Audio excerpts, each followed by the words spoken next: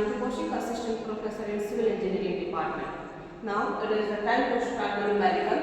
In our last class, we have already discussed about the type of section of RCC beam. अब हम numerical form करेंगे. Numerical में बिल्कुल basic से start करेंगे. सबसे पहले फाइंड कर ले depth of neutral axis. ठीक है? उसके बाद धीरे धीरे मोमेंट स्ट्रेसेस कैलकुलेट करते चलेंगे. तो इसमें हमारे पास क्वेश्चन में क्या है, सबसे पहले हम लिखेंगे गिवन डाटा. गिवन में क्या मेंशन है, क्रॉस सेक्शन दिया हुआ है बीम का. बीम विड्थ कितनी है 250 mm, डी कितना है 475 mm. कैपिटल से शो कर देते हैं क्योंकि ओवरऑल डेप्थ है. एंड 3 बार्स, नंबर ऑफ बार है हमारे पास 3. उसके बाद इन्होंने मेंशन किया हुआ है डाया. बार का डाया कितना गिवन है 60 mm. इफेक्टिव कवर को BC से डिनोट करेंगे कितना है 50 mm.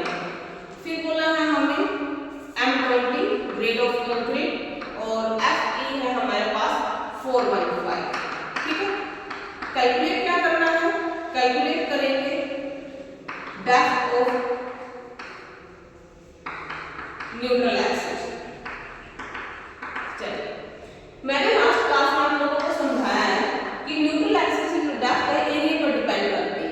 अगर actual neutral depth, neutral axis है टू टाइप से है. एक है हमारे पास एक्चुअल न्यूट्रल एक्सिस और दूसरा है क्रिटिकल न्यूट्रल एक्सिस. ये डिपेंड करता है एरिया पर और ये डिपेंड करता है स्ट्रेस पर. तो अभी हम एक्चुअल न्यूट्रल एक्सिस को फाइंड करेंगे. तो एरिया किसका एरिया, कंक्रीट का और टेंशन का, क्योंकि बीम का जो क्रॉस सेक्शन है वो इस तरीके से है हमारे पास. यहाँ पर जो ओवरऑल डेप्थ है वो कितनी है 475. जो बी की वैल्यू है वो कितनी है 250.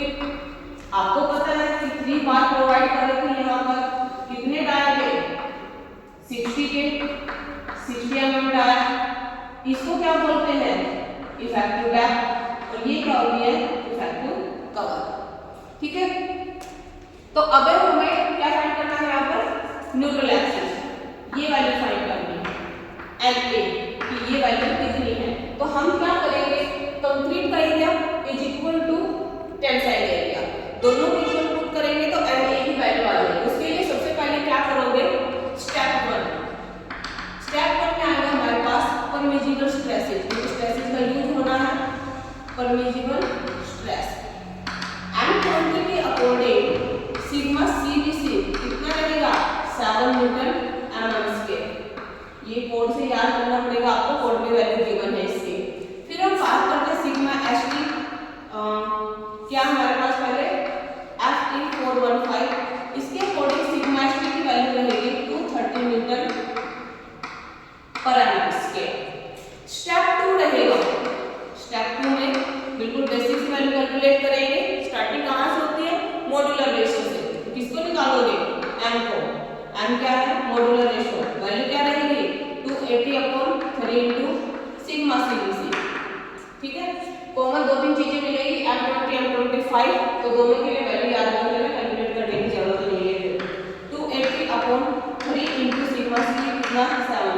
वैल्यू आ जाएगी 13.33. इसके बाद क्या निकालते हैं, m के बाद यहाँ पर निकलेगा k की क्या वैल्यू है. अब इसमें हमें k की जरूरत नहीं पड़ेगी अभी. चलिए स्टेप 3 करते हैं. स्टेप 3 में क्या फॉर्मूला हमारे पास, हम निकालेंगे न्यूट्रल एक्सिस. तो इसके लिए हमारे पास है area of compression zone is equal to area of tension. Compression zone का क्या एरिया रहेगा, ये है compression zone B into MA. क्या रहेगा एरिया B इंटू MA. लेकिन लोड कहाँ पे लगता है सेंटर पर, तो वैल्यू कहाँ से लेके चलोगे सेंटर से. ये वैल्यू कितनी हो जाएगी MA/2. मल्टीप्लाई किससे करोगे MA/2 से. Is equal to area of tension zone. इसमें क्या है, कंक्रीट को तो कैलकुलेट नहीं करेंगे हम, किसको कैलकुलेट करेंगे स्टील को. तो स्टील का एरिया क्या है AHT. लिख देते चलो पहले एरिया ऑफ स्टील. डेप्थ कितनी रहेगी यहाँ तक की, ऊपर कितना है MA. टोटल क्या है D. ये कितना हो जाएगा डी माइनस एन बी। और इक्विवेलेंट करने के लिए, क्योंकि इसके अंदर कुछ पोर्शन कंक्रीट का भी है तो कंक्रीट को नेगलेक्ट नहीं कर सकते, तो इसको इक्विवेलेंट करने के लिए या फिर ये कह लो कि इस कंक्रीट को स्टील में कन्वर्ट करने के लिए यहाँ पर मल्टीप्लाई करते हैं मॉड्यूलर रेशो से। तो ये हमारे पास फॉर्मूला हो गया न्यूट्रल एक्सिस का। क्या हो गया? b into n a square, ऐसे कर लो 1/2 b into n a square is equal to m की वैल्यू कितनी है 13.33, एरिया ऑफ स्टील कितने हैं टोटल 3 है, pi/4, d 16 का स्क्वायर, d कितना है 475 टोटल है, 475 माइनस में इफेक्टिव कवर कितना गिवन है 50, माइनस करोगे कितना आ जाएगा 425 आना। b की वैल्यू कितनी आ गई 425 माइनस में n। क्लियर? इक्वेशन कंप्लीट हो गई हमारे पास। देखो यहाँ सॉल्व करते हैं।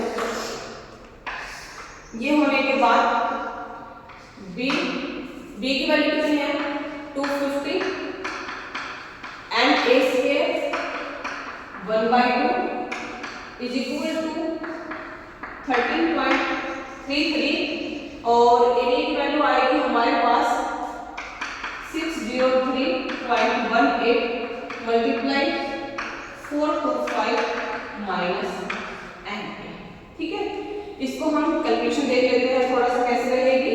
कैलकुलेशन में आएगा लास्ट में n a square plus 64.33 n a minus में 2736। जब आप कैलकुलेट करोगे तो आपकी कैलकुलेशन ये रहेगी। लास्ट में एन ए की वैल्यू हमारे पास मिलेगी 136.34 एम।